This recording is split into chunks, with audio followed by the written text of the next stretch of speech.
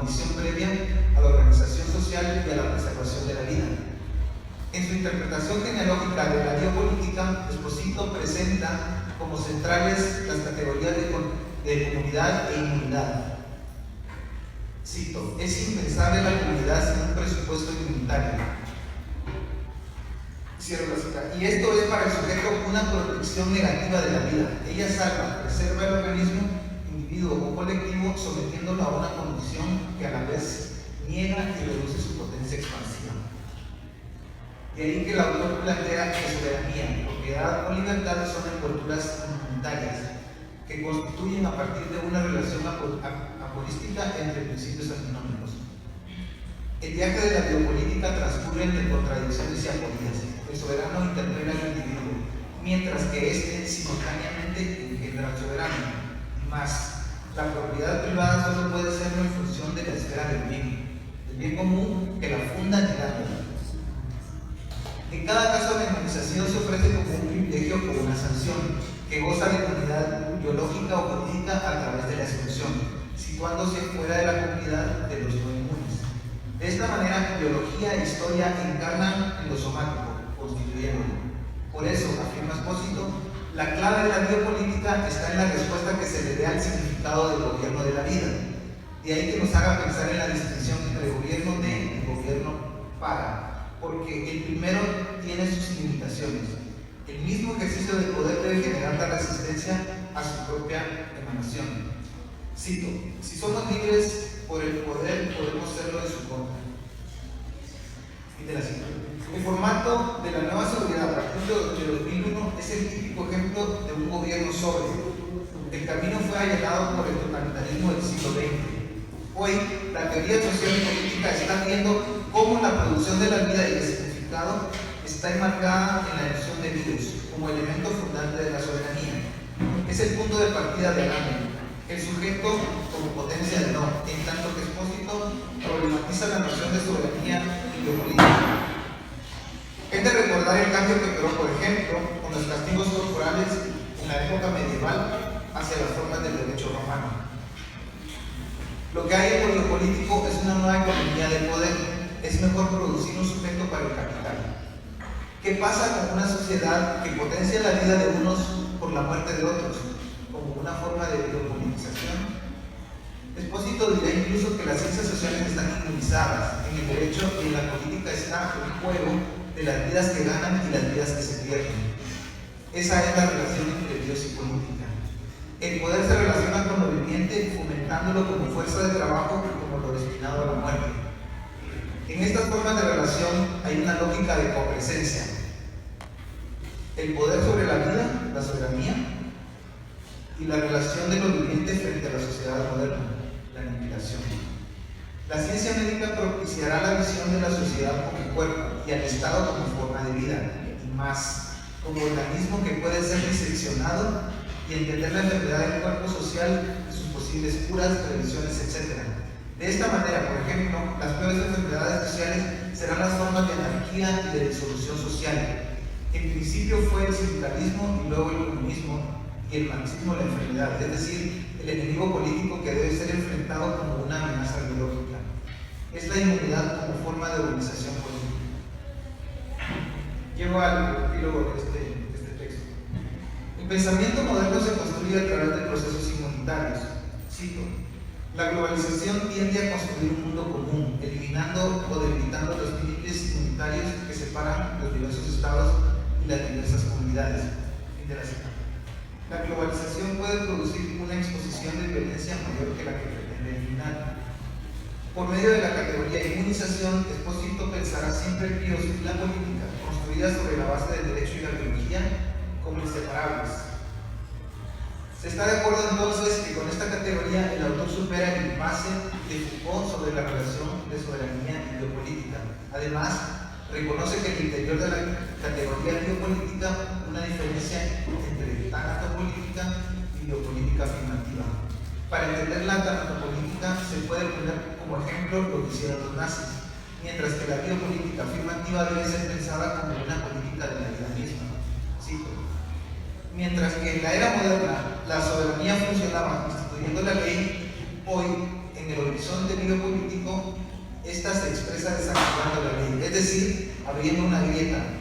estado de excepción, dentro del cual se procede de un modo voluntario. Todo lo liberal implica indemnización. La soberanía ya no busca crear una subjetividad disciplinada, quizá, o al menos se puede pensar como una tendencia decreciente, lo cual implica la producción de una subjetividad diferente. La tarea que aún queda es buscar el sentido de esta nueva subjetividad. Muchas gracias.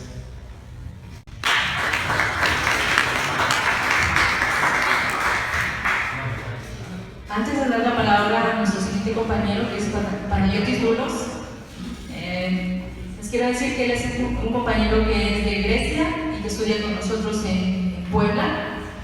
Y hoy es como una invitación a pensarnos más allá de ser guatemaltecos, a pensarnos más allá de ser mexicanos, a pensarnos más allá de ser griegos y pensar que Mesoamérica o dentro de Mesoamérica también está Grecia, ¿sí?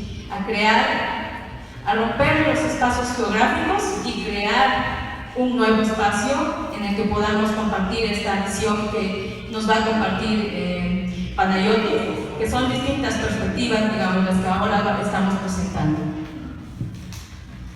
Gracias. El tema es sobre la Grecia, es sobre la crisis, el Estado y violencia, cómo están conectados durante el tiempo que llamamos crisis. Y más o menos, en realidad es cómo podemos ver la experiencia de Grecia. La experiencia de Grecia, esas articulaciones. En el abril de 2010, el primer ministro de Grecia, Giorgos Papandreou, anunció la entrada del Estado griego al mecanismo europeo de estabilidad y los mecanismos de FMI. En ese momento, el Estado no era capaz de obtener un préstamo de los mercados para sus necesidades. Un elemento importante fue que la crisis griega de la deuda aparecía desconectada de la crisis financiera de 2008, por lo que la deuda tomó una forma moral, es decir, la culpa tenía una forma individualizada. Los discursos de este periodo crearon una imagen de que los griegos no trabajaban lo suficiente, eran irresponsables, vivían más allá de sus necesidades, etc. Durante la crisis de la deuda, la medicina para esta enfermedad fueron las políticas de austeridad que se presentaron como el único camino. El resultado fue un ataque masivo a los derechos sociales y los trabajadores. La doctrina de la ley y orden acompañó las reformas introducidas a las leyes a través de los memorándum, los acuerdos de los paquetes de austeridad. Como señala Werner Bundefeld, la obediencia a la ley, el orden y la Constitución no son suficientes. Además, ahora hay que amarlos. En este sentido, la apariencia del Estado fuerte fue una condición necesaria para la imposición de las políticas neoliberales, o más precisamente para la intensificación de la necesidad del capital. En palabras de San Holloway, muchas veces. Los derechos de los trabajadores se transformaron en privilegios, no solo de Grecia, pero podemos ver esta experiencia ahora en Oaxaca. Y también, como en el caso de los empleados del servicio público, mientras los movimientos sociales muchas veces se caracterizaban como terroristas criminales, la doctrina de la tolerancia se impuso y los discursos contra la economía estuvieron presentes durante los primeros gobiernos después de la crisis. En efecto, el crecimiento de la represión estatal era una analogía con la aplicación de las políticas de austeridad. Resistencias locales, como los estudiantes del KPP, en contra de un proyecto de mecaminería, enfrentaron una gran represión y en muchas ocasiones el Estado los presentó como criminales o terroristas también. En el caso del anarquista Tasso Teofilo, acusado de robar un banco, el hecho de que era anarquista fue suficiente para culparlo en frente del tribunal, aunque las evidencias afirmaban que él no estuvo presente en el lugar del crimen. Además, lugares autogestivos y anti-autoritarios se caracterizaron como centros de armonía. Las luchas contra la austeridad se caracterizaron de la misma manera y enfrentaron la represión estatal. El concepto de la crisis de la deuda era un síntoma de la patogenia de la sociedad griega y las reformas llegaron para curarla. Las resistencias sociales eran la cara de la enfermedad para justificar la violencia estatal.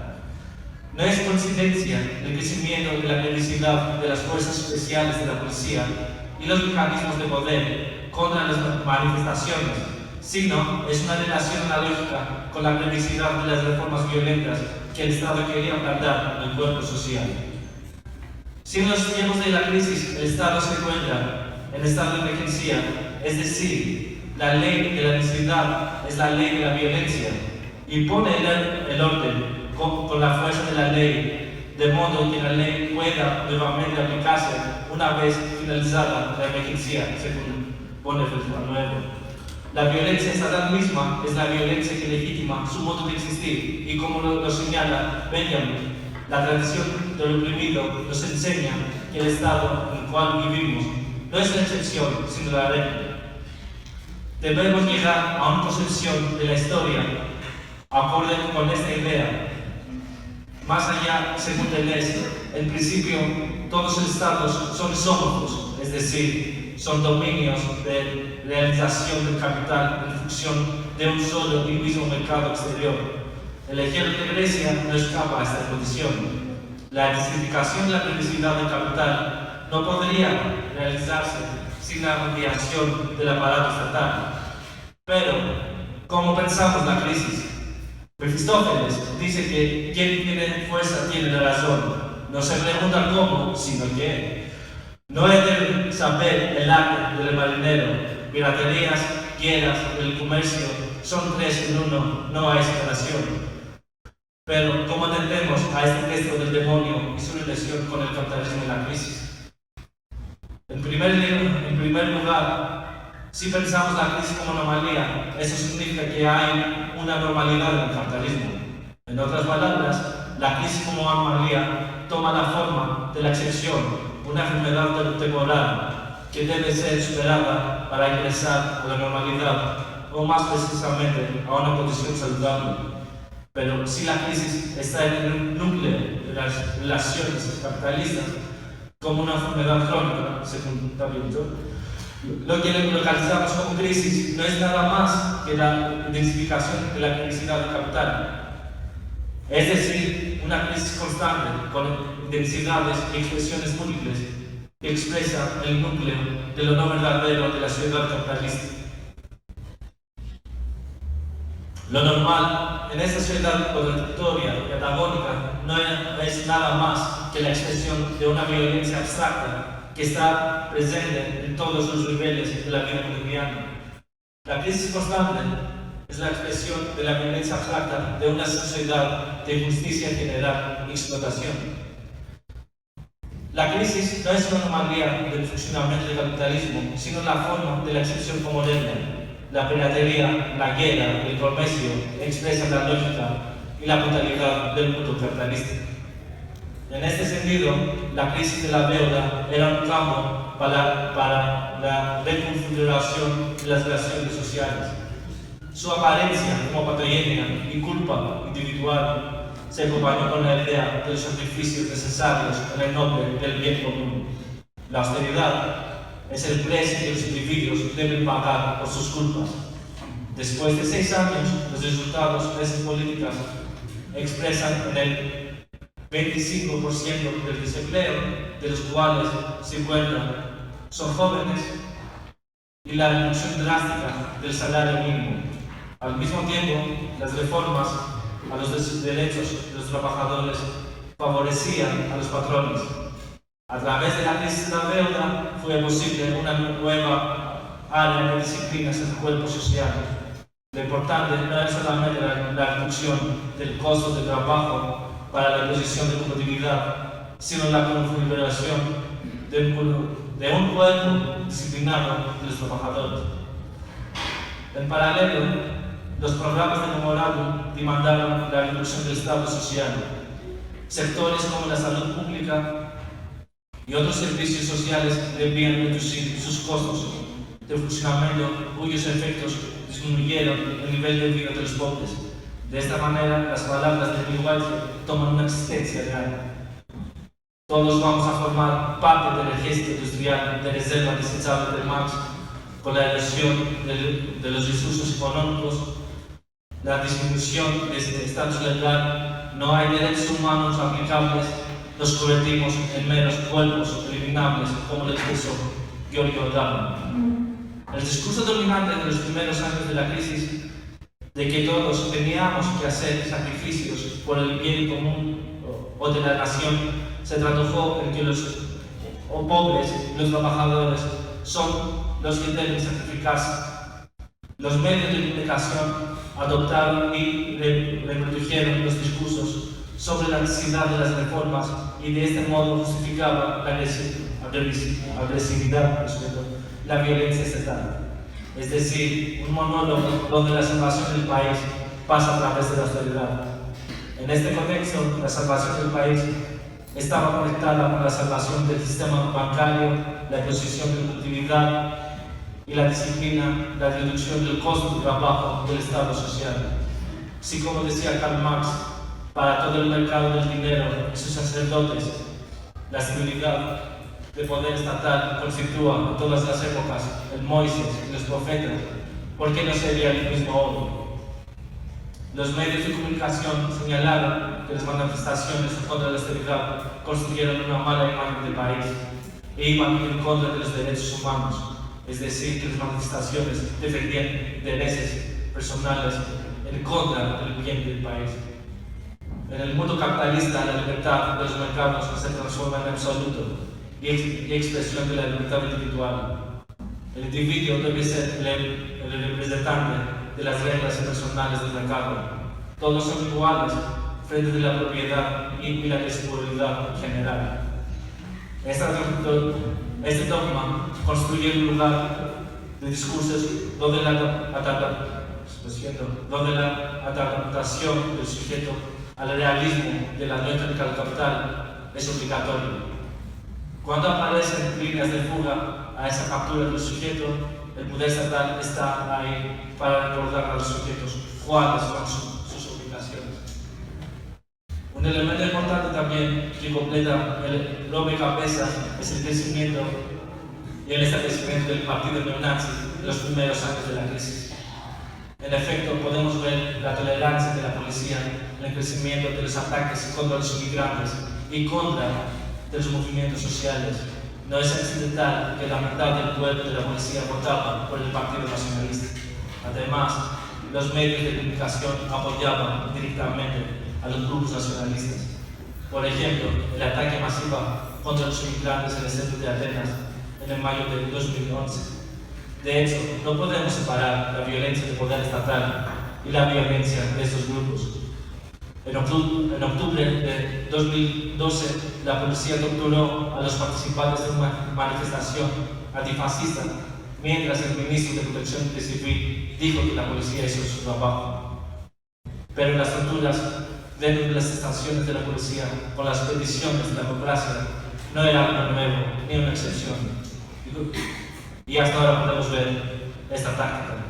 Al contrario, es la expresión del Estado fuerte cuando es necesario establecer la ley y orden en favor de la normalidad capitalista. El Estado concreta la necesidad del capital y transforma sus intereses en intereses universales. Si las reformaciones de las legislaciones sociales son un proceso de su normalización, este es un proceso violento con múltiples expresiones.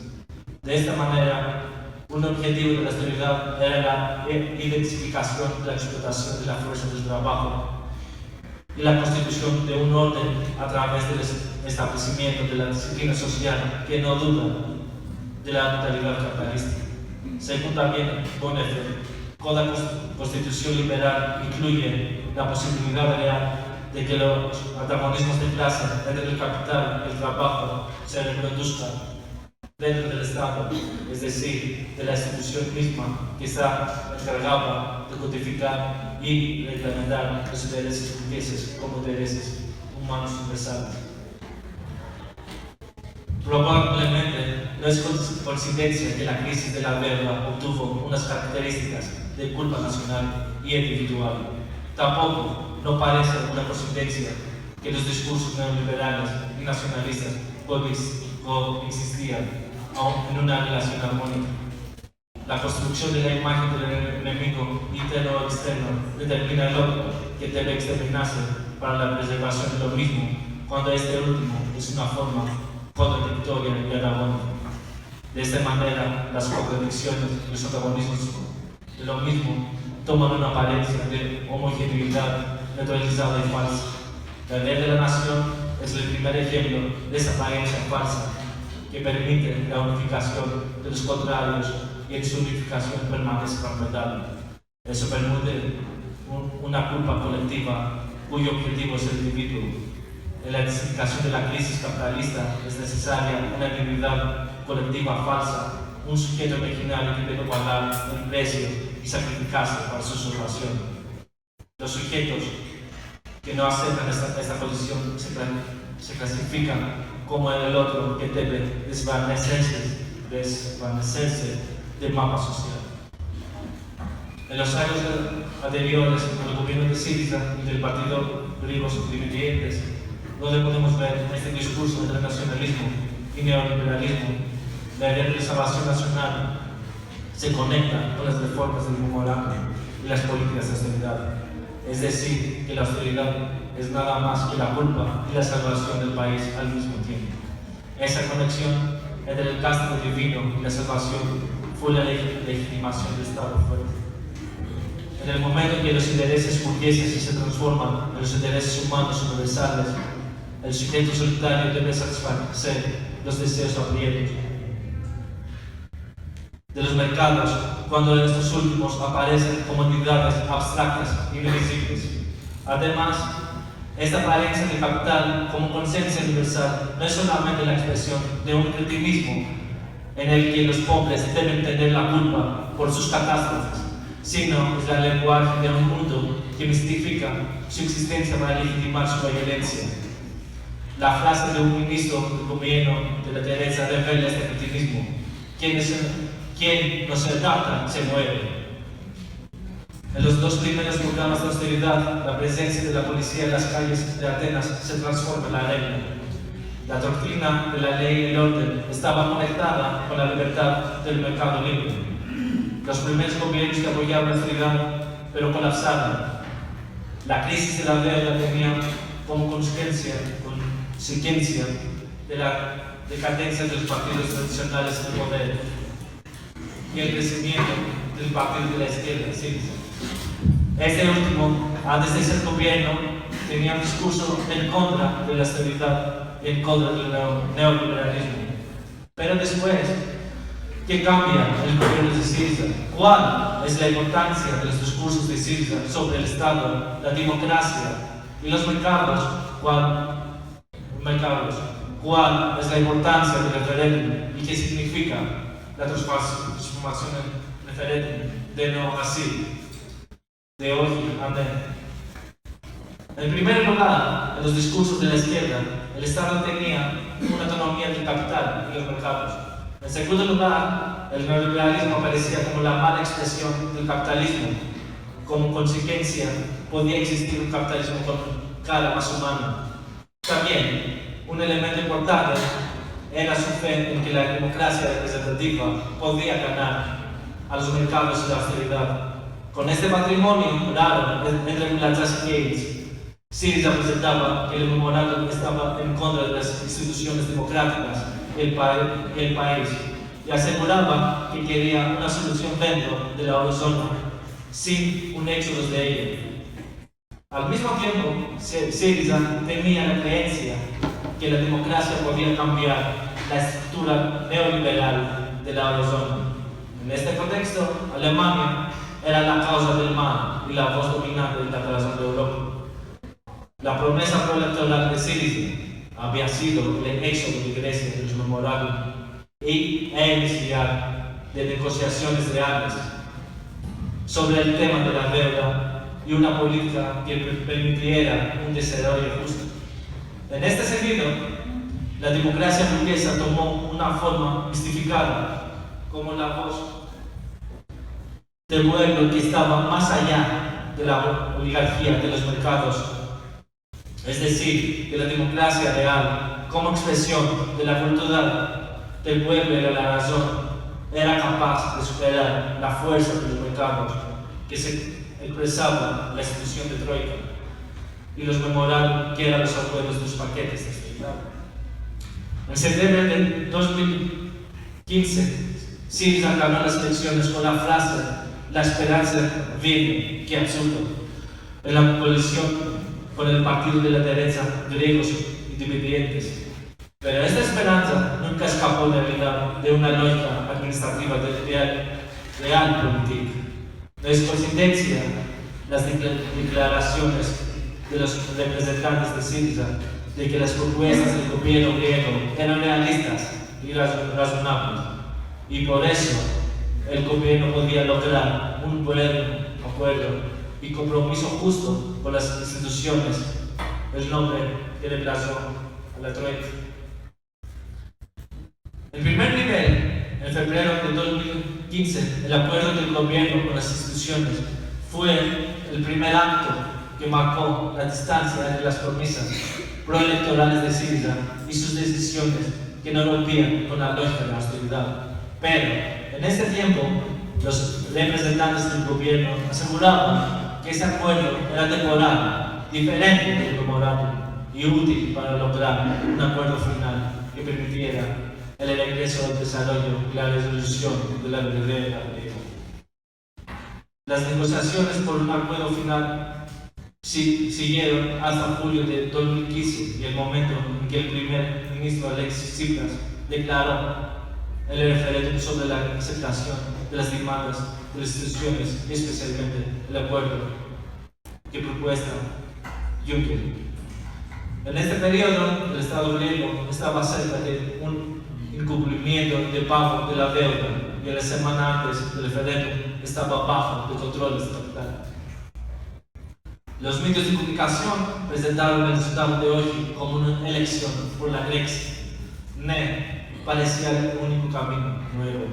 El euro se conectó con la identidad europea y la permanencia de Grecia en Europa.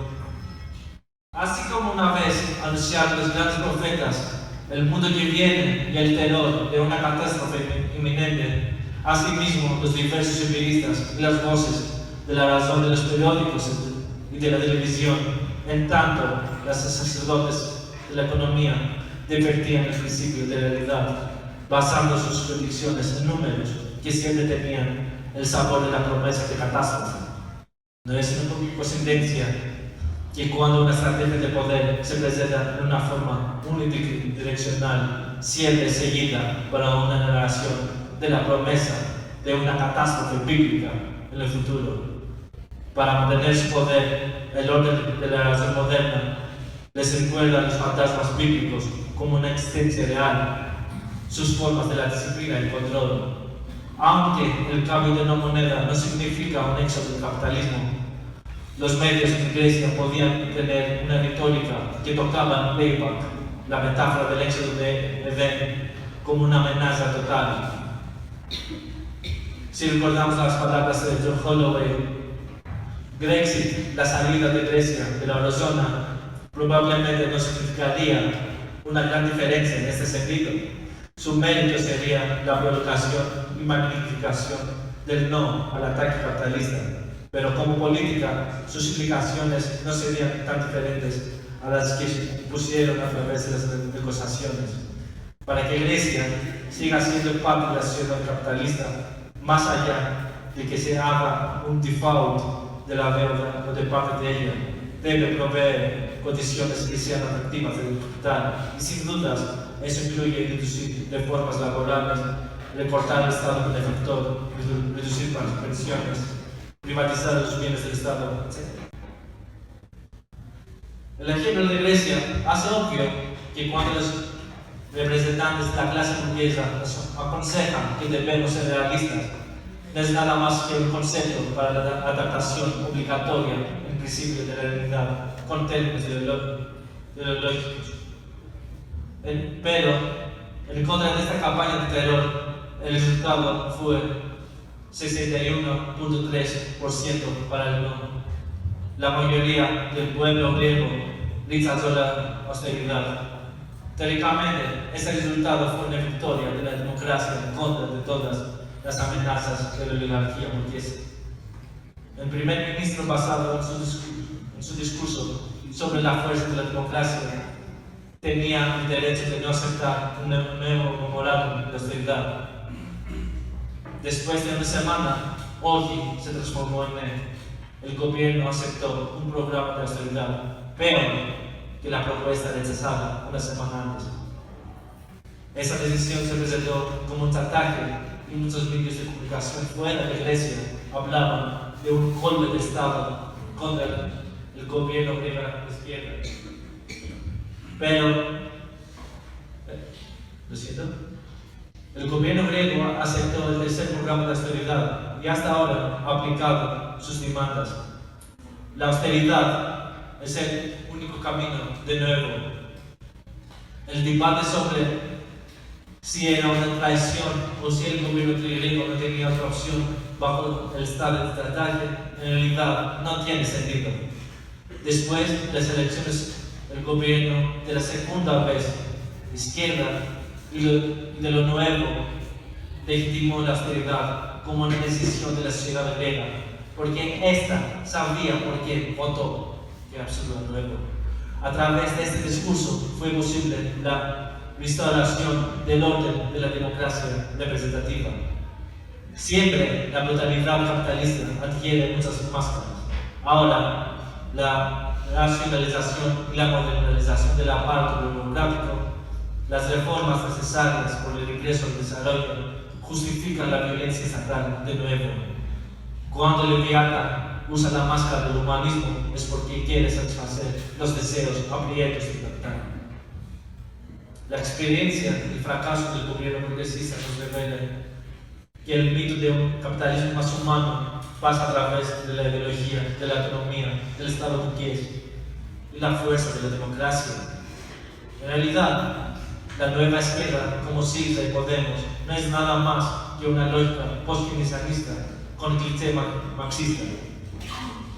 Pero Marx nunca hubiera podido imaginar que un ministro de Economía, Euclides Zapalatos, en este caso, usaría citas del tercer tomo del Capital para justificar las políticas de austeridad. Pero si la austeridad es la otra cara de la guerra de clases, según el autonombrado marxista liberal y exministro de Economía Yanis Varoufakis, el gobierno de Syriza aplica cada letra de esta guerra. Pero, ¿qué significa en realidad el referéndum? ¿Qué es la importancia del no? ¿Qué es la importancia sobre la democracia, sobre los derechos humanos en todos esos casos? El referéndum era un falso dilema en realidad, pero reveló el fin de las ilusiones democráticas. Si las elecciones pudieran cambiar el mundo, en ese caso serían ilegales, como dice un muro por lo menos en el área de examen. De esta manera, no puede existir un Estado burgués fuera de la ley del capital. Más precisamente, la lógica administrativa de la democracia representativa es la otra cara de la lógica del capital. La importancia de Orgi era la negación del terror y la no legitimación de la austeridad. Seguro que Orgi no era un grito homogéneo, al contrario, era un grito heterogéneo y esquizofrénico. Su espectro, desde las dimensiones nacionalistas hasta las perspectivas de resistencia al mundo de los mercados y el capitalismo, revela esta esquizofrenia. Pero, en el punto cínico del realismo capitalista, él sí afirmaría la aceptación total del orden de adaptación obligatoria. También reveló que la democracia no puede ser un medio de cambio radical. Al contrario, la democracia existe para la preservación de lo mismo. Cuando el fantasma de la voluntad popular y de la mayoría obtiene una voz, el poder estatal lo traduce en favor de la oligarquía burguesa. Pero por eso probablemente era tan fácil la transformación del no así. Pero Eulogio construyó una memoria que no niega la legitimación solamente de la austeridad, sino también la democracia burguesa misma. Una memoria que habla con dignidad. No es seguro que hoy expresara la esperanza de un cambio, un capitalismo más humano, pero seguramente expresó una voz que dijo que es un asunto de dignidad la no aceptación así a todos, como dijeron los primeros sacerdotes de economía y los políticos de austeridad. Pero, ¿qué significa este fracaso de Syriza y es que llamamos en realidad los gobiernos progresistas aquí en América? El fracaso de los gobiernos progresistas es un fracaso de una ideología que hace separación entre el buen y el mal capitalismo, y el fracaso de la lógica de la fuerza de los pueblos como el fantasma abstracto de las democracias representativas. En otras palabras, este pensamiento absurdo de que haber un buen Estado o un buen capitalismo y olvida al mismo tiempo que en el capitalismo el Estado es un Estado burgués. Es decir, la suposición que hay buenos Estados que serían democráticos en un capitalismo humano y otras historias imaginarias. Pero, ¿qué quiere seguir? ¿Qué puede seguir después del fin de las ilusiones? Ni mejor, es el fin de las ilusiones, no sé. Después de la experiencia del referéndum podemos observar una depresión masiva de Grecia. El realismo, en su forma total, es el discurso de que no hay alternativa y el capitalismo es el horizonte único.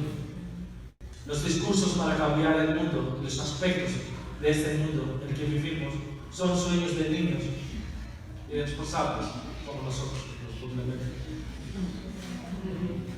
Pero la otra cara de la desesperación es el nacimiento de una nueva ilusión o el renacimiento de una vieja pesadilla. El crecimiento de los nacionalismos en Europa, y no solo en Europa, podemos ver en este clown payaso como Trump, indica esa perspectiva. La promesa del terror puede tener muchas caras. La ira capitalista está siempre aquí para recordarnos que su brutalidad puede ingresar en formas múltiples. Si no queremos ser participantes de un documental monstruoso, según Theodor Adorno, la pregunta es siempre cómo nuestras estaciones pueden abrir caminos de nuevos calendarios o nuevas geografías, como dicen zapatistas, que no reproduzcan la pesadilla de Ángel de la historia y que nos permitan ver el futuro en lugar de las tormentas del pasado. Y por epílogo, si la experiencia de Grecia es un momento de la crisis constante del capitalismo, una pregunta es quién es el sujeto de la crisis. La respuesta de John Holloway es de que nosotros somos la crisis del capital. Sí, eso tiene razón, porque el capital depende de nuestro hacer y disciplina. Como si en la historia los dominantes dividen a los dominadores, pero al mismo tiempo tenemos que pensar cómo podemos devenir esta fuerza que va a destruir la producción de lo continuo del terror. Si el ejemplo de Grecia revela que este camino no pasa a través del Estado, tenemos que inventar una nueva esperanza, más allá de la forma del Estado y del capital. Esto significa un pensamiento crítico sobre nuestro hacer y también cómo podemos encontrar esta praxis del caos y la entropía para el nacimiento de una estrella que vaya en contra de la brutalidad capitalista. Gracias.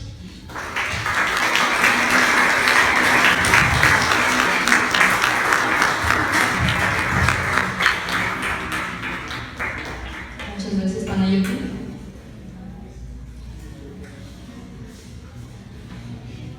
El tema era una pregunta de una democracia real o una crítica de la democracia. ¿Sí? entendiendo por crítica no una crítica constructiva que es inocua, sino una crítica que destruye esta idea de la democracia.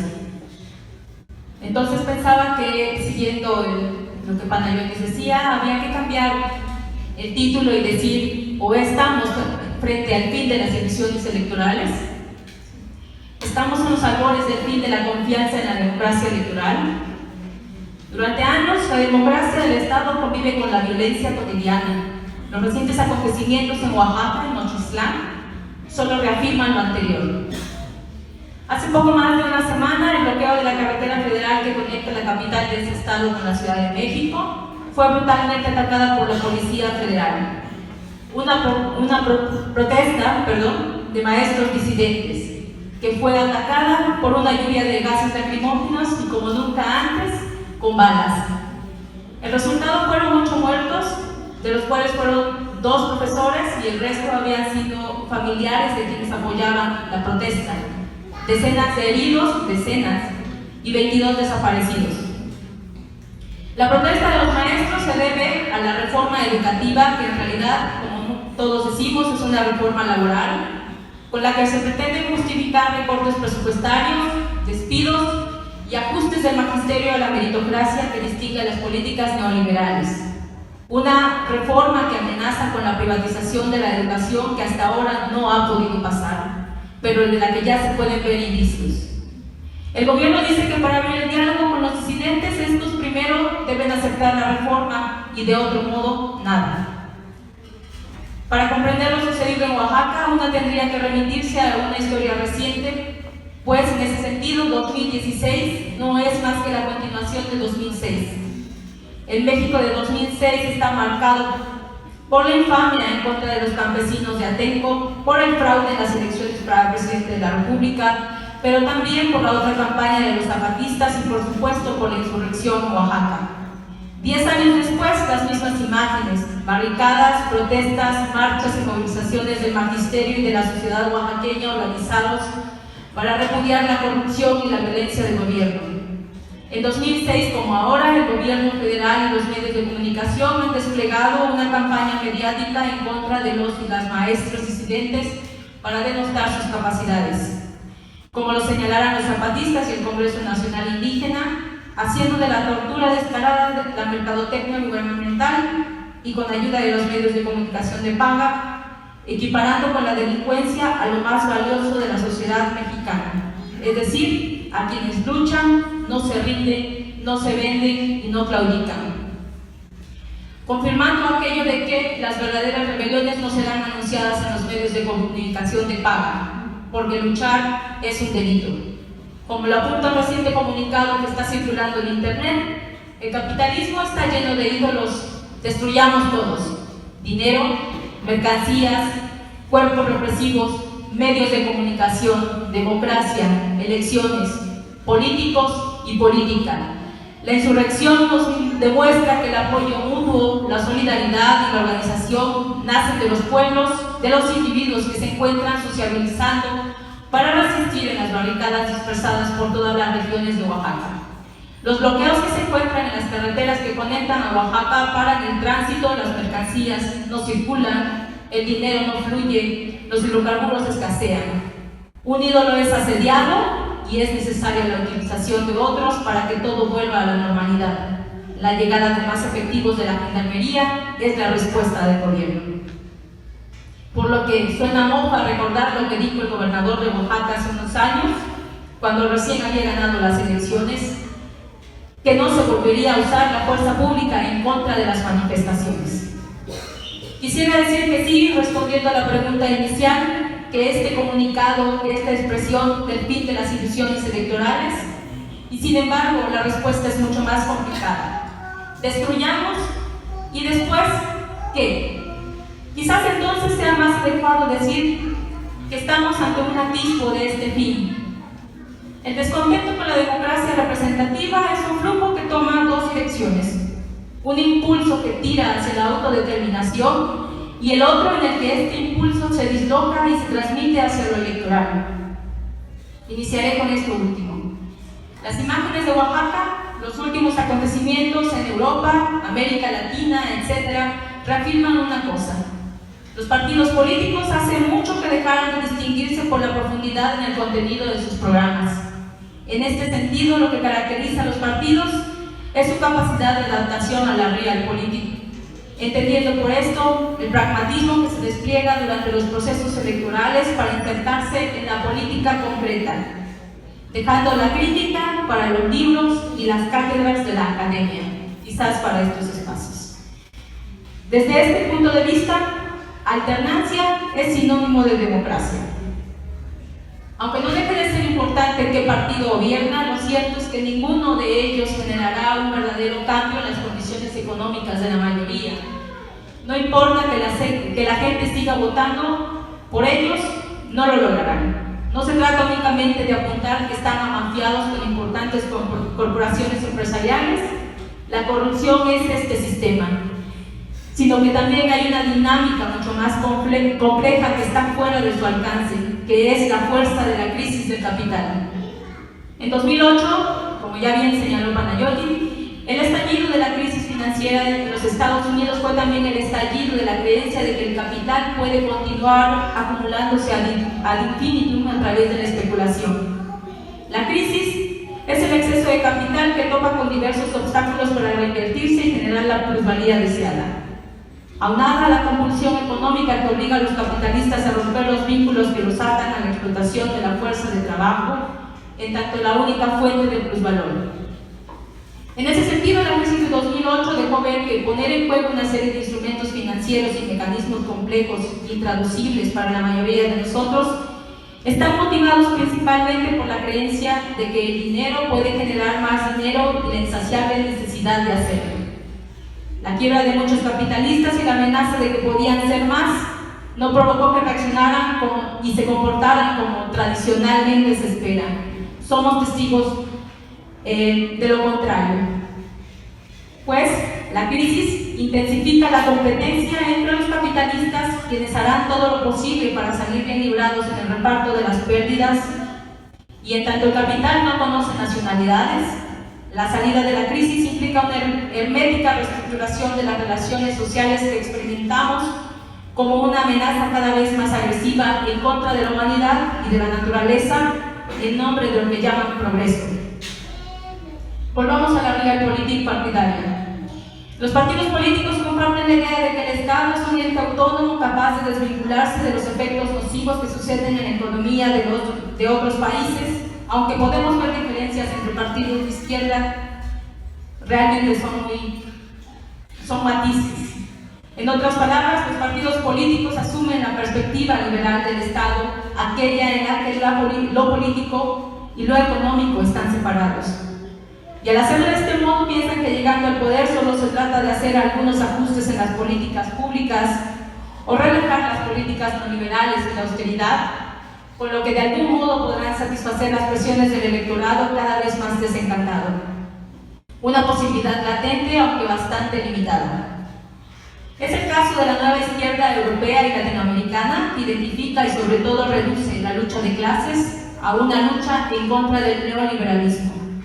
En sus bases esta es una propuesta populista y nacionalista, no solo de los partidos de izquierda, sino también de los de la derecha que están surgiendo.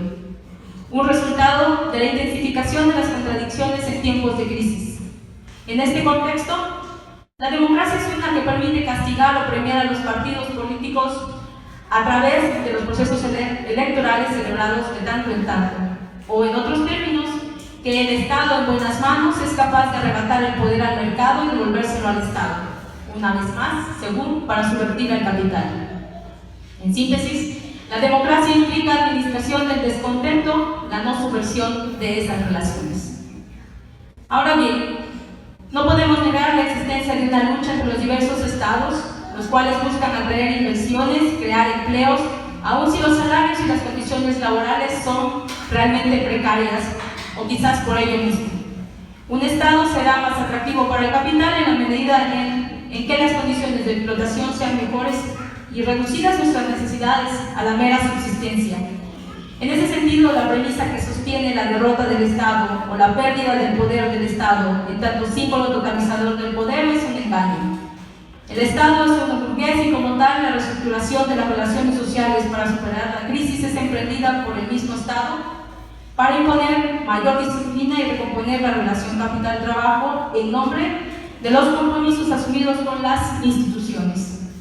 Sin embargo, en beneficio de la acumulación del capital y a costa del ataque a los privilegios de la clase trabajadora, la imagen de los maestros disidentes es la que me refiero ahora. La criminalización de las luchas por el territorio y la agresión a los modos de existencia y reproducción que devienen un riesgo para la ganancia de los capitalistas. Ante la constante amenaza del desempleo, en ausencia de otras opciones de sobrevivencia que no están mediadas por el dinero, los esfuerzos por organizarnos se ven debilitados. Como lo señala el comunicado que he citado arriba, el ídolo más poderoso del Estado capital son las fuerzas represivas. Esta lucha por las inversiones no es una cuestión de mero voluntarismo por parte de los partidos políticos, sino que está motivada por las presiones de las luchas y movilizaciones al interior de cada Estado. En ese sentido, para el caso mexicano, Acteal, Ayotzinapa, Tlatlaya, los paros de la gente, las policías comunitarias o grupos de autodefensa, entre otros tantos movimientos, son buenas razones para hacerlo. La lucha entre estados para hacerse una parte del capital disponible a nivel mundial responde a la lucha dentro de cada uno de ellos para que así lo hagan. Sin embargo, la actual crisis del capitalismo también nos muestra que los estados se han reconfigurado y aunque un neokeynesianismo sea atractivo, nada puede asegurarlo. La superación de la crisis implica el uso de recursos coercitivos cada vez más agresivos. Por ello mismo, la violencia del Estado no puede entenderse como algo externo a la reorganización de las relaciones laborales y en contra de nuestra dignidad. Por ejemplo, después de los acontecimientos ocurridos en Oaxaca, el sector empresarial se muestra más preocupado por las pérdidas millonarias debido al bloqueo en la circulación de mercancías que por la pérdida de las vidas humanas. El gobierno se mantiene en su posición, es decir, negar los acontecimientos. La democracia que impera en el modo de producción capitalista corresponde a un medio que formalmente permitiría la distribución de la riqueza para combatir la desigualdad a través de reconocimiento de identidades y respeto a derechos humanos. Un fetichismo de la ciudadanía. La ciudadanía es la apariencia de nuestra libertad e igualdad en este mundo capitalista. No obstante, en los momentos en que la lógica de acumulación es amenazada, esto es, en la crisis, esa apariencia se rompe y se hace evidente que la democracia representativa, el gobierno del pueblo, es el velo que cubre la sociedad de clases. En las condiciones actuales, la época dorada del capitalismo, durante la cual se institucionalizaron las luchas obreras y fueron integradas al sueño de una vida mejor a través de la libertad de consumo, más visible en los llamados países del primer mundo, ya no es viable. La posibilidad de construir una nueva hegemonía, es decir, una relación de consenso que tiene por objetivo mediar los conflictos a través del dinero, es cada vez más difícil. Los ejemplos de Grecia y lo que llaman el fin de ciclo de los gobiernos progresistas demuestran que el Estado democrático en sí mismo no rompe con la lógica de acumulación del capital, sino que la mantiene y la garantiza, y en algunos casos, cuando la izquierda gana, incluso logra hacer las reformas que de otro modo la derecha no logró realizar en su momento. El capitalismo nos está aniquilando. Si el Estado y el mercado no son dos entes autónomos arrebatándose el poder sino momentos de una misma relación, entonces, para comprender la crisis como concentración de las contradicciones, necesitamos preguntar ¿qué relación tiene esta crisis con los movimientos y las luchas que surgen constantemente? En cierto sentido, ya lo he abordado. Hubiese querido leer más sobre los movimientos y luchas en Guatemala y desafortunadamente no fue posible. Sin embargo, mantengo presentes algunas imágenes sobre lo ocurrido durante las movilizaciones de 2015 en la capital del país. Si recuerdo bien, inició con una denuncia ante la corrupción de las instituciones y de sus representantes. Recuerdo haber leído que el descontento desbordó hacia algo más que una crítica a la corrupción o el robo del dinero. Era al mismo tiempo una protesta contra el robo de la capacidad colectiva para decidir, la rabia contra la clase política en general, el hastío en contra de un voto que no representa sus deseos, sus anhelos ni sus particularidades. Las manifestaciones de abril en Guatemala comparten todas las características de las nuevas formas de convocatoria y organización de los últimos años: redes sociales, horizontalidad, explosiones de creatividad y de alternativas democráticas construidas desde abajo para ser más precisa, desde abajo y a la izquierda. Como señalaban algunas reflexiones consultadas sobre el 25 de abril, el abajo y a la izquierda era una ruptura con las viejas categorías políticas, económicas, sociales, con las que los jóvenes ya no se sienten identificados. La propia experiencia de lo inaceptable nos dice que ya no podemos seguir soportando estas condiciones. Por ello mismo, los resultados electorales siempre expresan algo más que no cabe en el realismo de la política. ¿Qué es sino el abstencionismo? Otro comunicado dice que nuestro silencio también es una respuesta. El descontento con la democracia representativa y la indignación ante las cada vez más precarias condiciones materiales de existencia de la sociedad, que no haya palabras. Refleja que para muchos el camino de las elecciones ya no es una opción para depositar la confianza. La dignidad de la vida no cabe en las urnas. No obstante, como lo señalara Gustavo Esteban, que escribe en un periódico de México, la gente sigue votando. Y dice, ya sea por el acarreo, el voto forzado, porque aún existen unos cuantos convencidos o ilusionados, y otros más porque sienten que lo hacen como un deber cívico, la gente sigue votando. ¿Pero por qué? Cuando se rompe con la idea de que mediante las elecciones no se generará un cambio real, se crea la necesidad de hacer algo más allá de ellas, la necesidad de organizarse autónomamente. Un buen inicio, sin embargo, un abismo se abrió frente a nosotros, el horizonte de la incertidumbre. Este abismo va más allá de denunciar lo que hace el Estado. Recordemos, el capitalismo está lleno de ídolos, destruyámoslo. Es cierto que nuestras acciones en las calles rebasan las vías institucionales, amenazan al Estado y la lógica de acumulación del dinero. Lo político y lo económico se funden en la lucha, pero al mismo tiempo nuestras acciones están amenazadas por el tiempo y el dinero. Cuando esta amenaza crece, regresamos a clases, regresamos a trabajar, regresamos a la falsedad de la realidad. Tristemente, después de todo, quizás sí los dejamos solos. ¿Qué pasa después de las calles? ¿A qué nos conduce el descontento? El horizonte emancipatorio se desvanece en el aire y permanece de él solo algo tímido. ¿Qué hacer para que permanezca y la posibilidad de otro mundo no se cierre? Una de las críticas más fuertes a esta concepción de democracia desde abajo se relaciona con lo que subyace en sus prolegómenos. Esto es, la presuposición de que la revolución primero es una de tipo antropológica, una autosanación colectiva de la alienación psicológica, estoy citando, que hará que la alienación del trabajo en la mercancía se derrita como efecto secundario. Una crítica que viene desde la revolución cultural de los 60. La crítica me parece válida, pero también creo que dentro de las referencias a la democracia verdadera se encuentran dos cuestiones que están muy profundamente relacionadas. Por un lado, expresa el sentido de falsedad o incoherencia que adquieren las relaciones sociales en este mundo, como en el que se vayan todos argentinos, o ellos no nos representan, que se reproducen muchas de las manifestaciones en contra de la democracia representativa. Un sentimiento que no encuentra su propio vocabulario más que en la búsqueda de algo que sea verdadero. La otra cuestión es consecuencia de las rupturas con las viejas categorías. Baste mencionar la lucha de clases o incluso el comunismo como el gran final feliz que esperamos para ver lo ajenas que están hoy en día, porque como dicen en las luchas, ya no nos representan. Porque esas palabras, quizás, más bien contienen la derrota de la esperanza que en ellas se había depositado, lo que algunos analistas comprenden como la necesidad de nuevas categorías para una nueva realidad, lo que supone también problemas. ¿Por qué ante la desilusión la gente sigue votando? Un análisis a 10 años de la insurrección de Oaxaca señala que fueron traiciones, cansancio, represión. La guerra se libró y en ese enfrentamiento solo perdimos la batalla.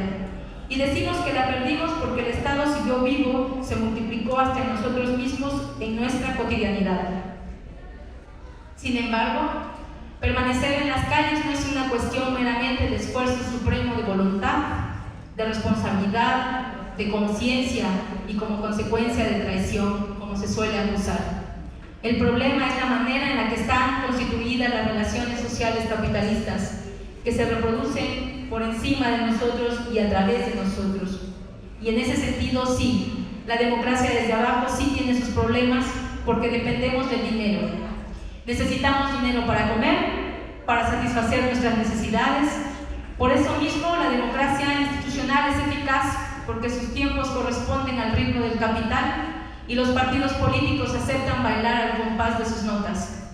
De este modo, la democracia representativa contiene nuestros actos, nuestros tiempos. Una democracia desde abajo, entonces, debe ser el inicio de algo más grande, la lucha por nuestra autodeterminación individual y colectiva, la puesta en marcha del quiebre con el tiempo capitalista y con el dinero, la transformación de la riqueza en tanto el cúmulo de nuestros haceres, otros haceres y no el cúmulo de mercancías. Y en ese sentido, hay categorías que siguen siendo válidas y que mantienen en su seno un proyecto político emancipador. Necesitamos pensarlas, necesitamos criticarlas, pero necesitamos pensar más allá de la democracia y cerrar finalmente el ciclo de las ilusiones democráticas. Muchas gracias.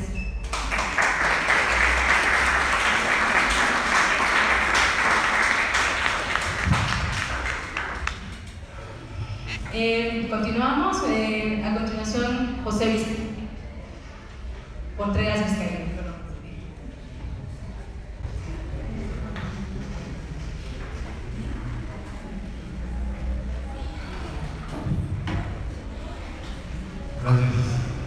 Gracias a los organizadores, a las organizadoras, gracias a los voluntarios y a las voluntarias que me ha tocado verlos hoy en día. Gracias a Edith por organizar esta mesa. Y bueno, gracias a ustedes por venir acá a escucharnos después de comer. No poder hacer siesta. Gracias, de verdad. Yo me estoy sufriendo, no se lo compartimos. Les pido de entrada una disculpa porque mi título era mi ponencia prácticamente. Si tienen la cosa esta, verán que decía algo así como organizarse. Excurso sobre enajenación política y fetichismo estatal democrático en la retórica de la crisis capitalista. Me di cuenta, la misma cara pusieron ellos cuando se dije, no se preocupen, me di cuenta que en realidad era demasiado rebuscado la cuestión como para presentarlo en un congreso en donde además tenemos compañeros de otros países, que bueno, nosotros mismos somos extranjeros, y además, bueno, que vienen compañeros de los propios movimientos.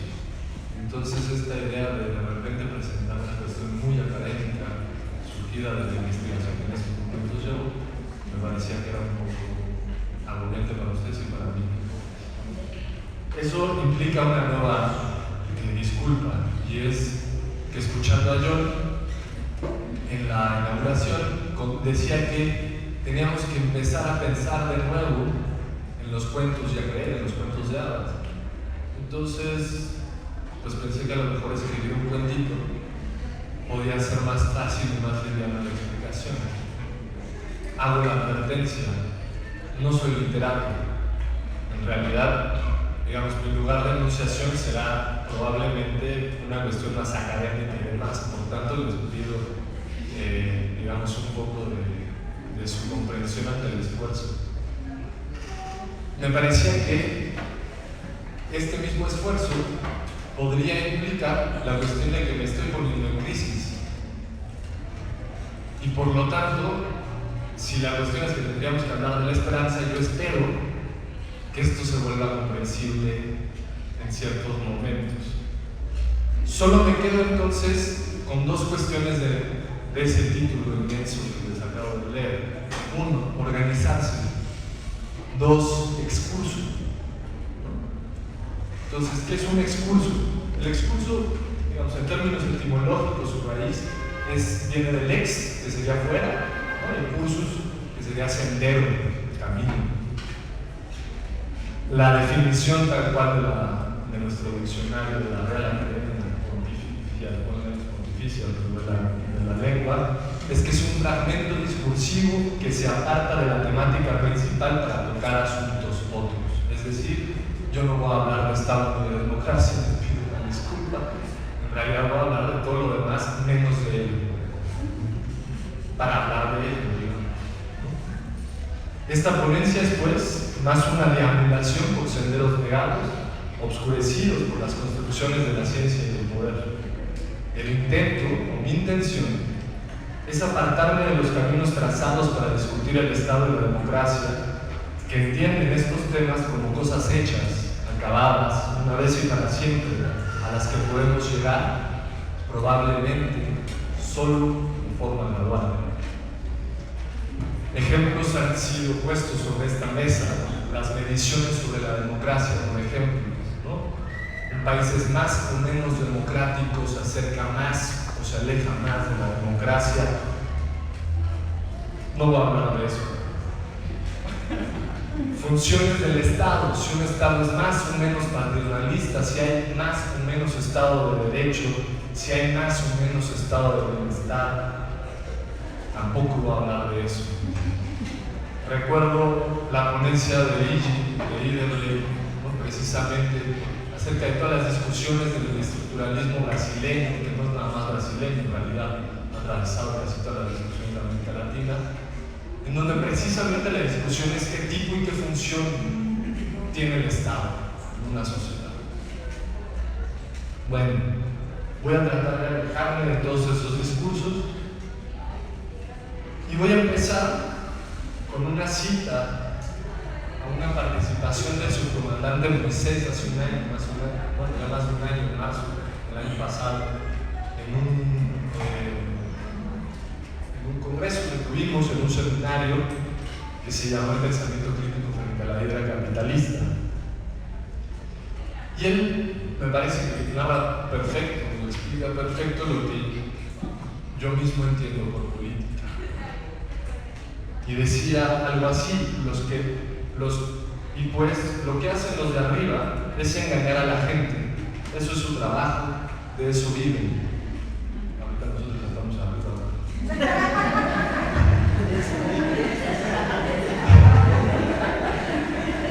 O sea que nos pueden criticar también. Y pues lo vemos, que de por sí hay gente que lo cree, que sí, que ahora va a estar mejor la situación, que este dirigente sí la va a resolver el problema, que sí se va a portar bien, que no va a robar mucho, solo un poco va a transar, que hay que probar. Entonces nosotros decimos que son pedazos de pequeñas historias que tienen que pasar,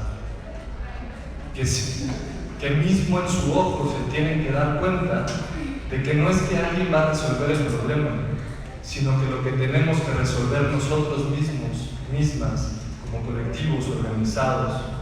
Las soluciones las hace el pueblo, no los líderes, no los partidistas.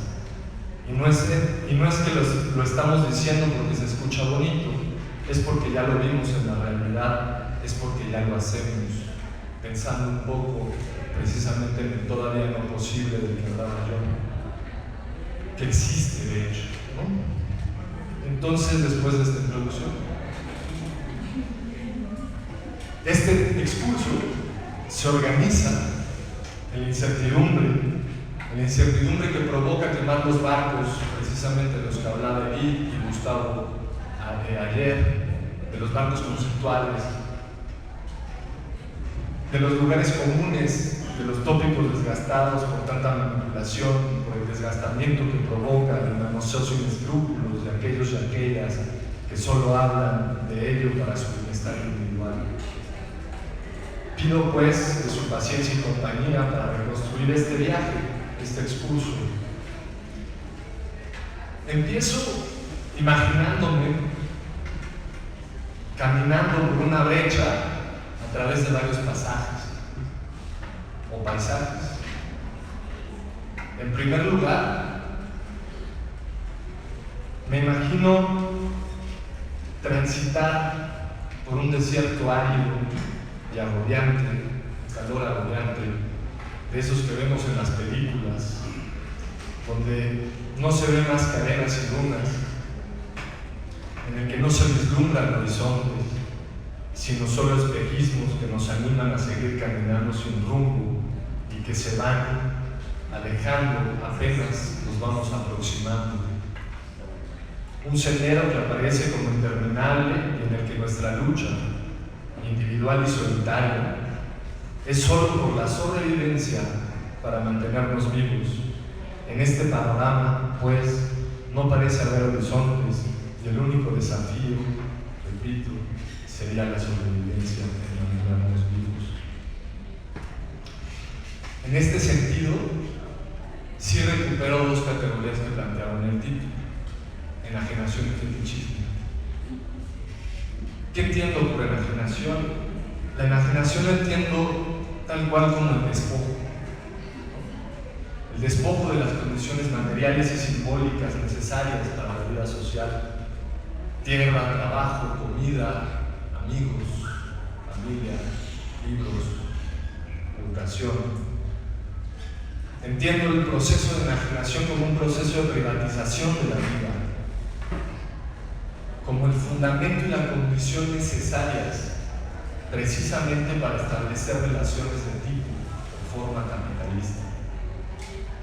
Dicho de otro modo, la generación y profundización de la escasez, la pobreza, la violencia, así como la privatización de la vida, la ruptura de los lazos comunitarios, la individualización,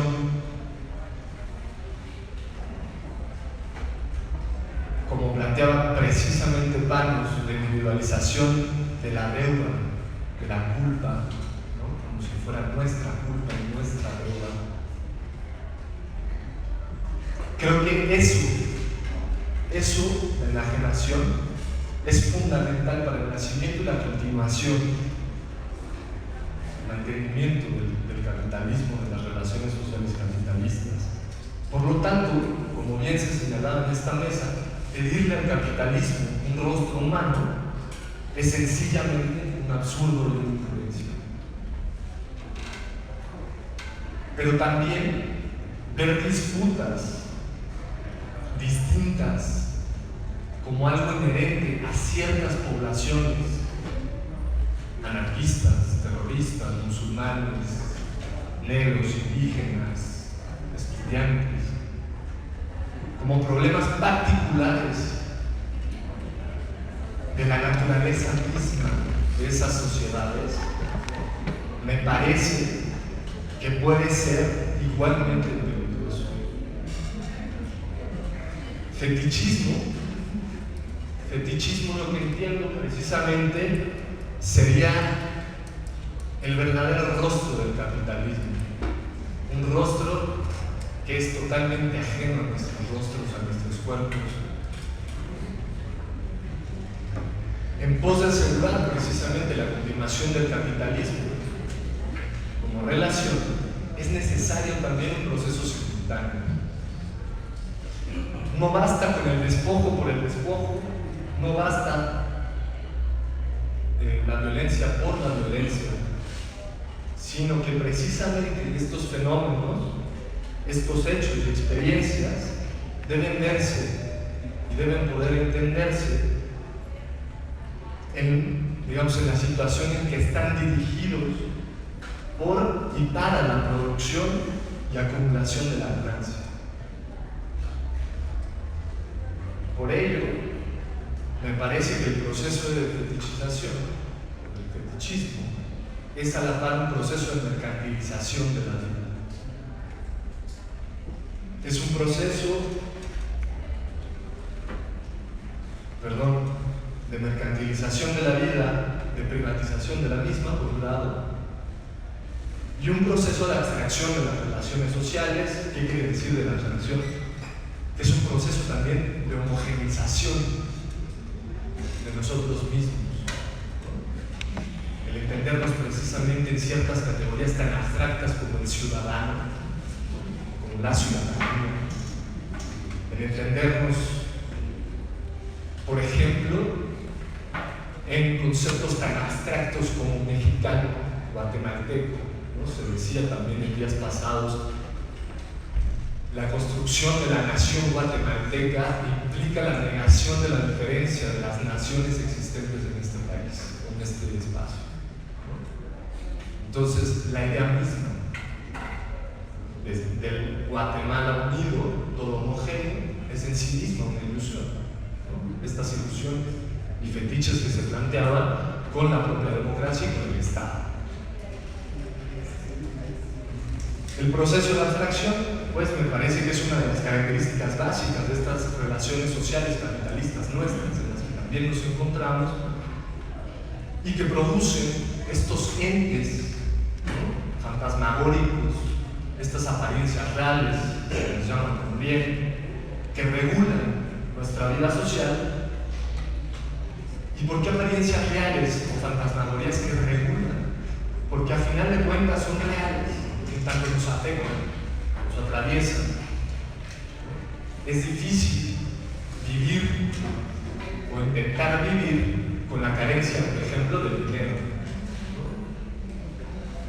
Es difícil estar en la lucha, ver la violencia genocida y no quedarnos solamente con el grito de fuera el Estado. ¿Qué cosa es el Estado? Estos dos conceptos, enajenación y fetichismo, me sirven únicamente, digamos, como herramientas, o me han servido únicamente como herramientas, como instrumentos que se han venido construyendo y que hemos construido para apoyarnos precisamente en un camino. Como decía allí, hay categorías que pueden potencialmente ser repensadas, que tienen la potencia inscrita de la rebeldía y la resistencia, ¿no? Que sería interesante seguir pensando. Sin embargo, hay que recordar que como las herramientas, los conceptos también se desgastan con el uso, que no podemos utilizarlos para hacer todo, para explicar todo.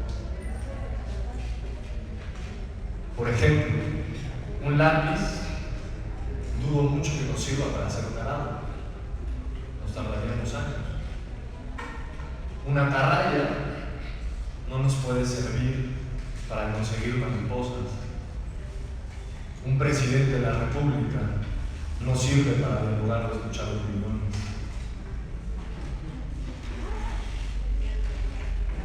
Decía pues que estaba en el desierto, en un desierto que era solitario, en el que caminaba bajo condiciones agobiantes de crisis.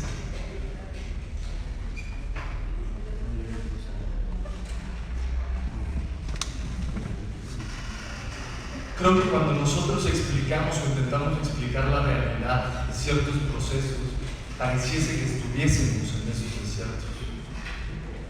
Pareciese que estuviéramos en un paisaje desolador, donde no hay horizontes, y en donde lo único que queda es precisamente, como planteaba, el realismo de la realpolitik, es decir, hay que ceñirnos a ciertos partidos para tratar de sacar la mejor ganancia.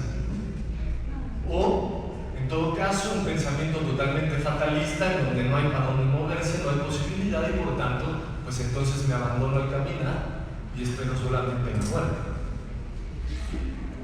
Creo que, sin embargo, a pesar de este paisaje desolado y de crisis,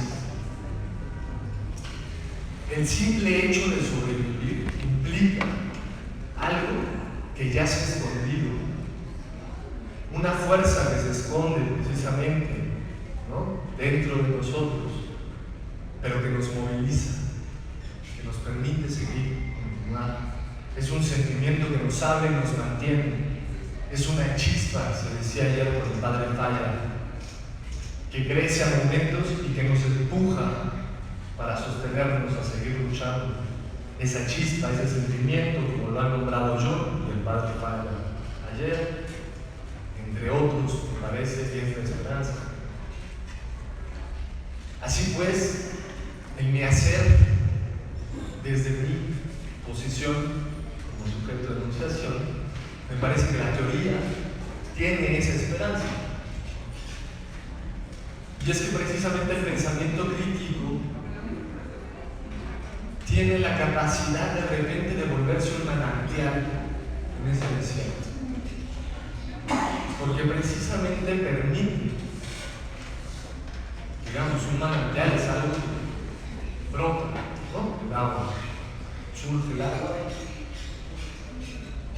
Y creo que en este caso en el que nos encontramos, en la crisis, el agua es fundamental para poder seguir viviendo.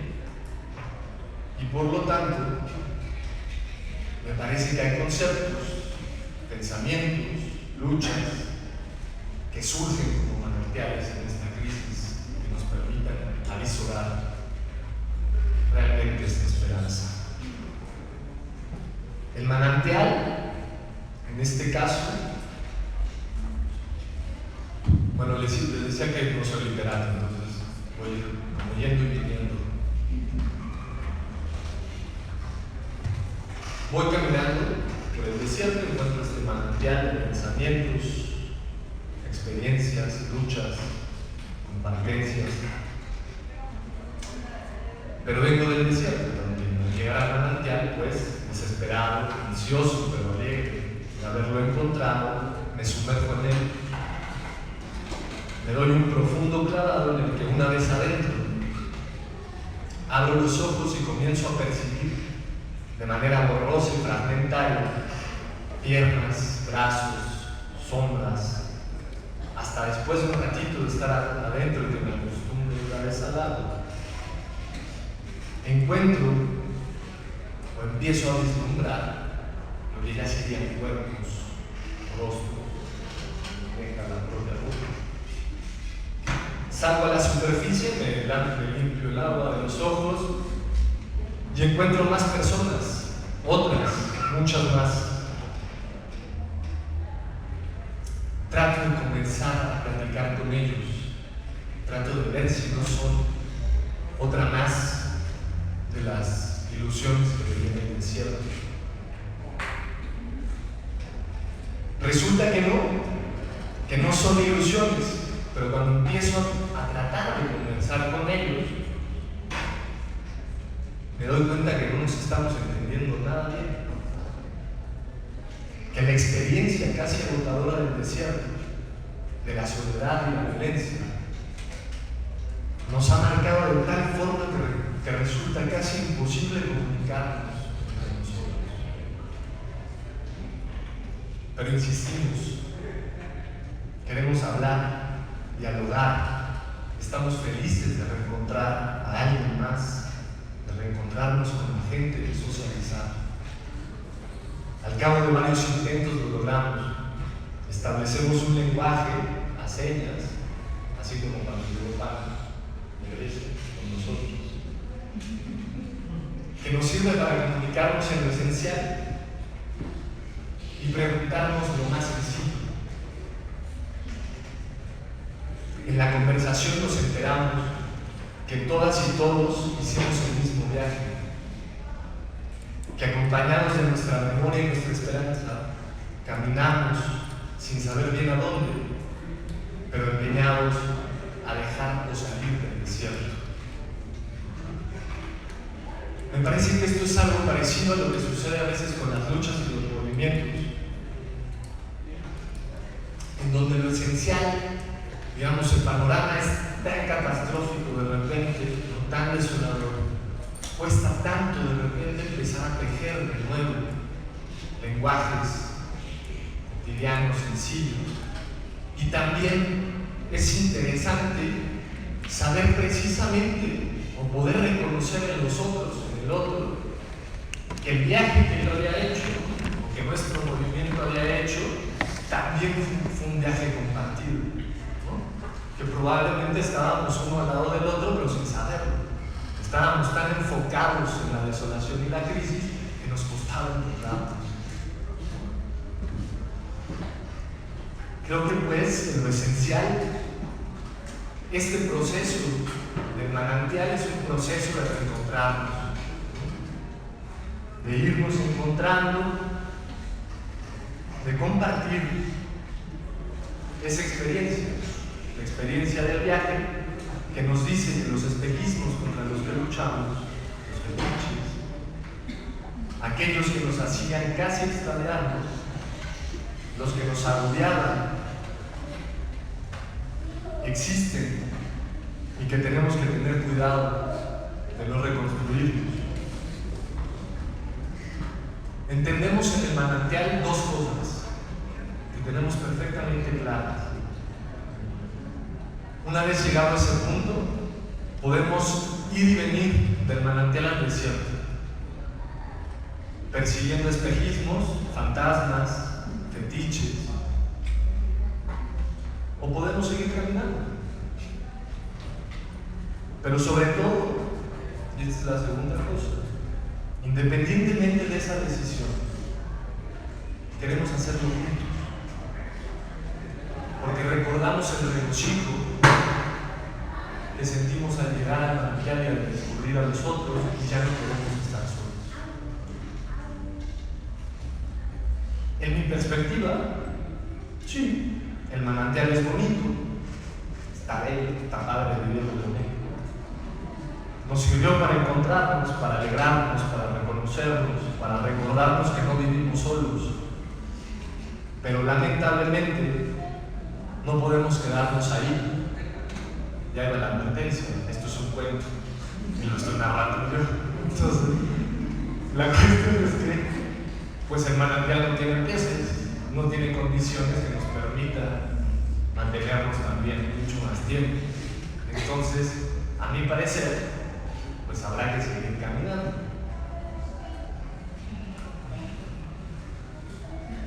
Cuando ustedes cuenten el cuento, si quieren reproducirlo, le pueden quitar esa parte, cambiarle historias, quitarle, cambiar paisajes. No se preocupen. Pero digamos, pues, el manantial no tenía peces, algas, plantas, ni nada que nos permitiera quedar. Tenemos que comer, tenemos que abrigarnos. Del otro lado del manantial, vislumbramos una selva, atravesamos el manantial como podemos y llegamos a la selva.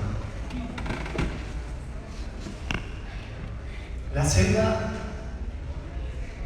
me la imagino precisamente como un mundo donde caben muchos mundos. Me imagino, digo, los que tenemos la posibilidad de en algún momento haber conocido la selva o algunos ecosistemas, sabemos la cantidad de diversidad existente dentro de los mismos.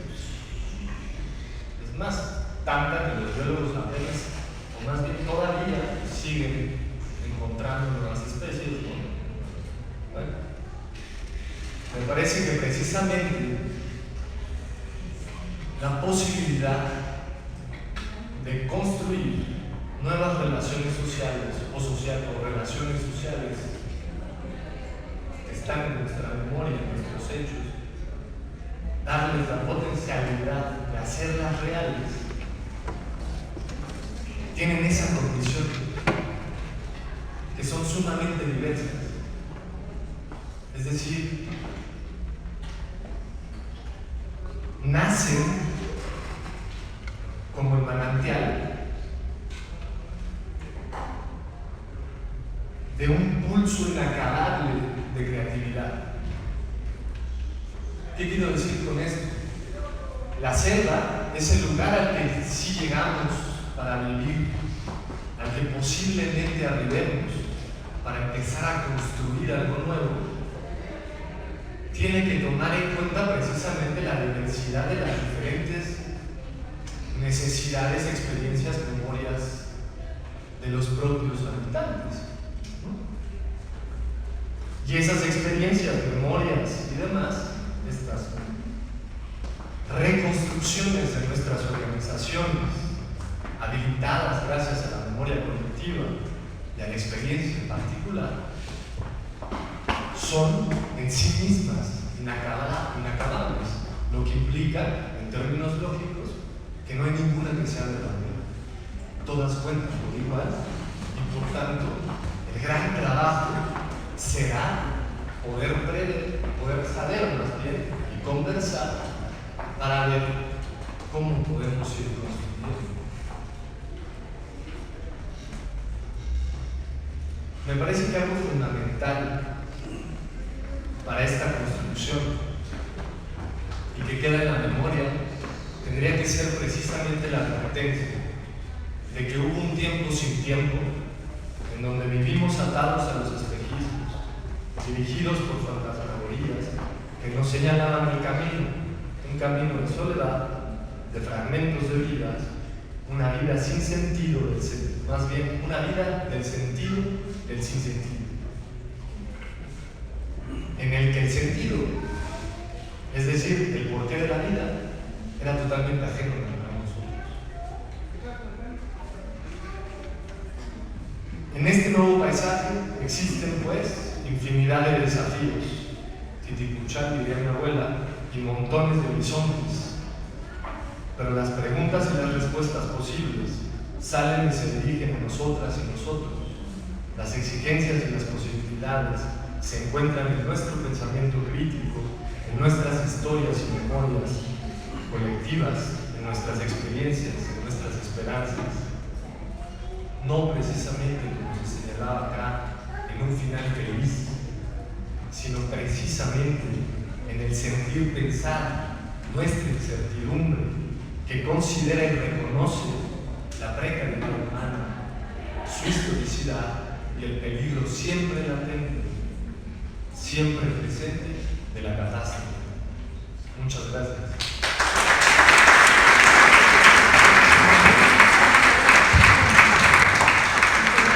Muchas gracias, José. Vamos a darle la palabra a María Luisa Kimbux. Hola, buenas tardes a todas y a todos, gracias por acompañarnos. Realmente ya estamos como muy limitados de tiempo y yo comentarles que yo tenía mi presentación de la ponencia el día de ayer en otra mesa, pero pues me imposibilitó algo por ahí regresar de México. Ahora mismo estaba viendo la forma de poder integrar mi ponencia, pero aquí mis compañeros poetas me hicieron un poquito, y entonces ya no me dejaron mucho tiempo. Y realmente de lo que yo quería hablar era un poco sobre las últimas dos marchas indígenas y campesinas que han surgido y se han organizado en el último lustro Guatemala, la marcha indígena y campesina del 2012 y la marcha por el agua. El contenido de mi ponencia pues abarca varios de los temas que los compañeros pusieron aquí. Yo quería cerrar un poco pues el diálogo y el compartir de esta mesa pues con un poco más de esperanza, que no seamos como una visión tan micrológica o manera, ¿no? Sino que detrás de todo del oscuro, de la represión, de la violencia y el despojo capitalista, siempre hay esperanza, y para mí personalmente se encuentra dentro de los pueblos originarios, en las comunidades y pueblos indígenas que han sido los protagonistas de estas marchas, últimas dos marchas en Guatemala. Tenía como varios temas para compartirles un poco, más que todo a los compañeros y compañeras que nos acompañan en otros países, porque los de Guatemala estamos más al tanto del objetivo de esas marchas. Y varias ideas en general en relación a lo que mencionaba Edith sobre las marchas contra la corrupción. A mí solamente me surgían las dudas, ¿no?, de en qué momento, como guatemaltecos o como guatemaltecas que nos hemos podido como organizar o sentirnos indignados y hartos de los temas de corrupción, en qué momento también va a llegar en que nos identifiquemos con las luchas del campo, ¿no?, en defensa del territorio, y ponernos a pensar qué es lo que cuestionan detrás de una marcha en defensa del agua, en defensa del río, cuando se oponen a la instalación de una minera, qué es lo que están cuestionando ahí a una lógica del capital, de una reproducción, ¿no?, de solo de acumular, y en la que nos invitan pues a un poco a pensar sobre la defensa de la vida en general. Y pues sí, me he encaminado a eso, a reflexionar un poco sobre sobre la visión de los pueblos originarios, ¿no? Y ahora pues nosotros quisiéramos como dar tiempo para que ustedes pudieran conversar y participar, y si tienen algunas dudas para los compañeros, y pues agradezco que más o menos me hayan dejado participar en esta mesa. Gracias, María.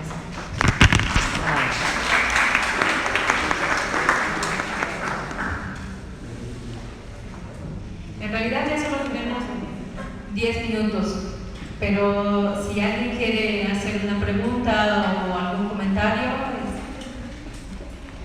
vamos, pueden ser 2 personas quizás.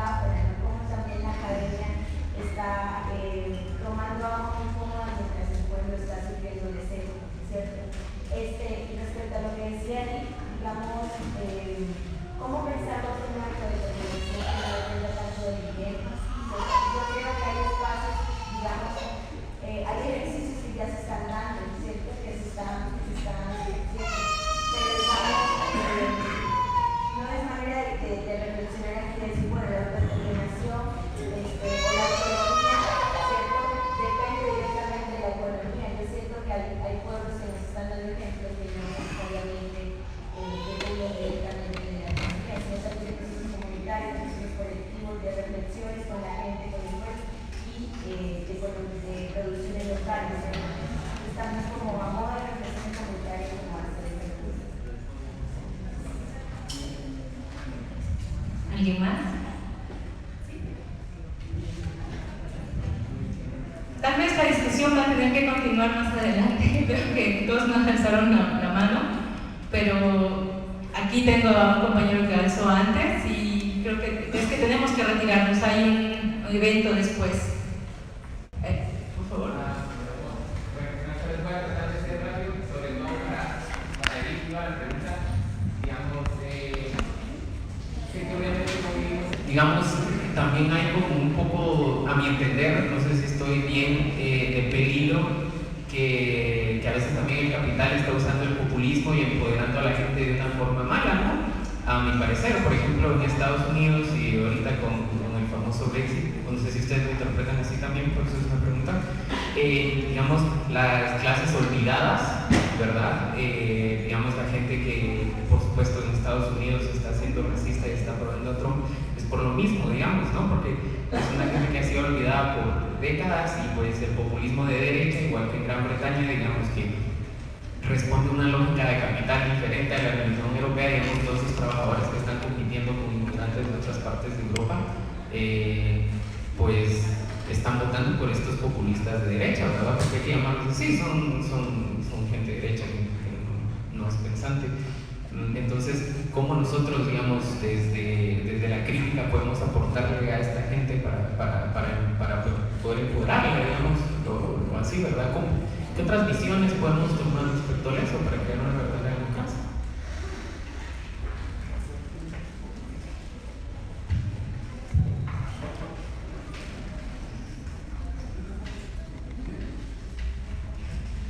Bueno, sí, digo, qué bueno que estamos haciendo cuentos, esa era la idea. No, pero en serio, creo que es de las grandes críticas que se pueden hacer precisamente a la cuestión de la teoría, ¿no? Y de la academia. Y creo que, en efecto, hay muchos académicos, o hay una gran parte de la academia que está muy cómoda, ¿no? Que vive en la comunidad. Y hay mucha otra que se dice radical y en realidad lo que hace es extractivismo de las comunidades, ¿no? Del conocimiento. ¿Cómo no llegar? ¿Cómo seguir planteando? Porque, digamos, precisamente, y yo lo planteaba como el sujeto de negociación, ¿no? La teoría suele ser muy árida también, suele ser un desierto. Mi propia investigación, por ejemplo, fue muy solitaria. Imagínate tú leyendo la obra de Marx ahí solito, sin poder discutir con nadie, además, porque ya nadie se dice marxista, ya nadie discute a Marx, entonces es difícil. Y precisamente lo que encontré fue ciertos manantiales, ¿no? Y ha sido una lucha contra la propia academia también. Una lucha por situarme también y de plantearme políticamente hacia dónde. Entonces creo que eso es lo que no se puede dejar de lado. Pensar también que la teoría, ¿no? Y que la academia es un espacio de lucha. Y digamos, tendremos que darlo en ciertas formas y en la medida de lo posible. Yo creo que esa es una de nuestras grandes debilidades, pero también una de nuestras posibles fortalezas. Si nosotros logramos imaginar, con eso ya podemos hacer grandes cosas. Imagínate, o sea, que nos salgamos del cuadrito de así es el círculo de Dragá, por ejemplo, que dejemos de hablar de Aristóteles, Marx y demás, y los pongamos en uso, ¿no? los revitalicemos de cierta forma. Creo que si nosotros logramos eso desde la academia, ya es un gran paso. Eso quiere decir que la humanidad tiene esperanza.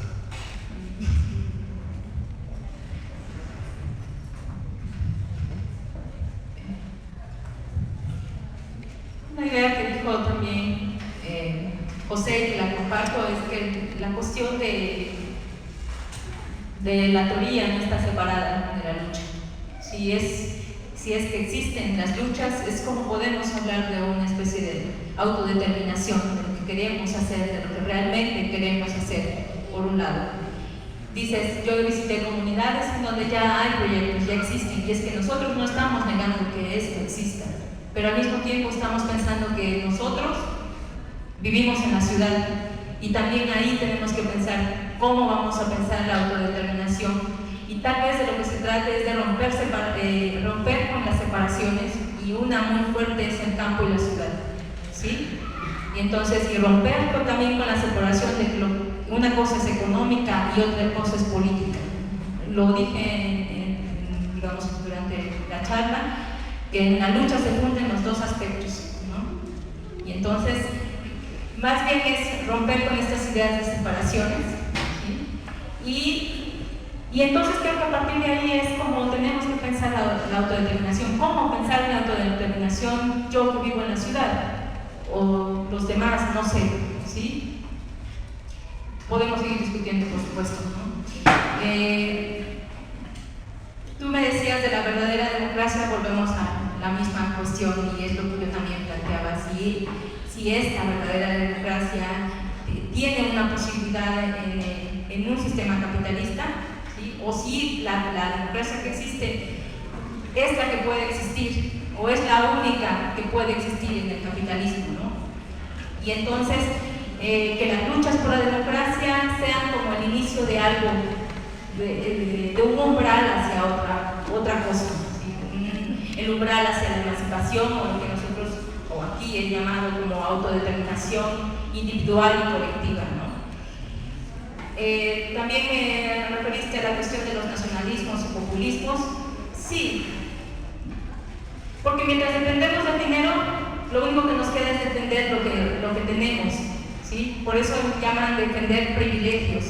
Mientras sea eso, estas cosas como nacionalismos y populismos van a seguir surgiendo.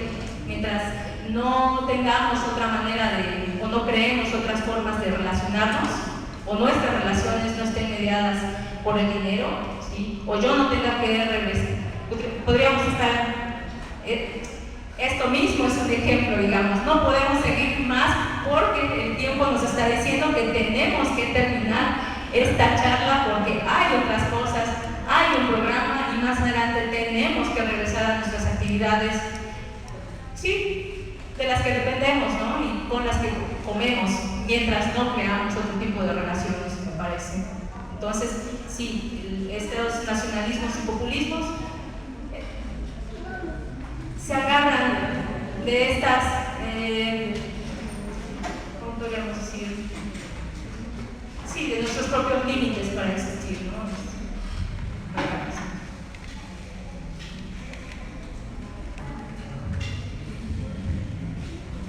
Me quedé pensando en el manantial. Precisamente había varios lenguajes, uno de ellos es el teórico, y por eso es tan difícil comunicarnos. Por eso hay que seguir caminando. A lo mejor ya en la selva donde empezamos a construir juntos, ya nuestro lenguaje se vuelve mucho más común.